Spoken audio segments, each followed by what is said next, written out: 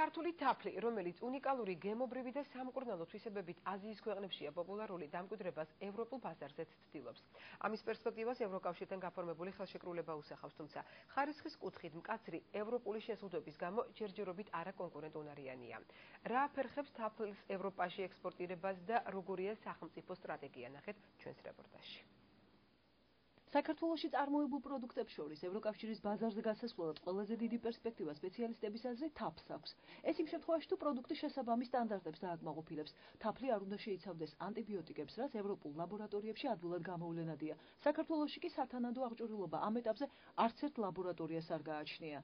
რადგანაც მოთხოვნა არის უფრო მეტ გაცილებით ბევრზე და არა მარტო ქლორორგანული პესტიციდების განსაზღვრა მოითხოვება, ამიტომ ველოდებით აპარატურა უნდა შევიძინოთ და უკვე უფრო სრულყოფილი ანალიზის გაკეთება შევძლებთ.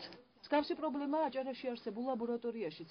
თაფლის ხარისხის დასადგენად აქ სრულყოფილ კვლევას ვერ ატარებენ, რადგან ანტიბიოტიკების გამოსავლენად აპარატურა აჭარის სოფლის მეურნეობის სამინისტროს ლაბორატორიისთვის ჯერ არ შეუძენია.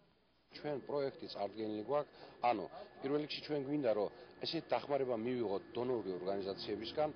ევროკავშირის მიერ აღიარებული ლაბორატორიის დაფინანსება, როგორც რეგიონის ფინანსთა მინისტრი ამბობს, შესაძლებელია აჭარის მთავრობის ბიუჯეტიდანაც, თუმცა სოფლის მეურნეობის სამინისტროს დაფინანსების თხოვნით ამ დრომდე არ მიუმართავს. აღნიშნული მიმართულება არის სოფლის მეურნეობის სამინისტროს პრეროგატივა და კომპეტენცია, შესაბამისად მათ მიერ წარმოდგენილი და დასაბუთების შემთხვევაში მოხდება ბიუჯეტიდან თანხების გამოყოფა. რა რაოდენობის თანხაა საჭირო და ვინ დააფინანსებს ევროპაში სარეალიზაციო თაფლის ლაბორატორიის სრულყოფილ აღჭურვილობას? არც საქართველოს სოფლის მეურნეობის მინისტრი აკონკრეტებს, თუმცა ოთარ დანელია ერწმუნება, რომ მომავალი წლის პირველ კვარტალში თაფლის ხარისხის ევროსტანდარტებით დადგენა შესაძლებელი საქართველოშიც იქნება.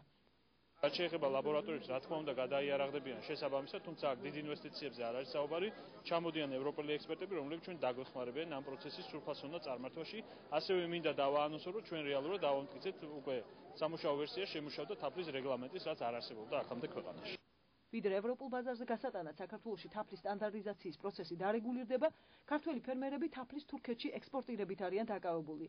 რადგან მსგავსი შეზღუდვები მეზობელ ქვეყანაში არ არსებობს.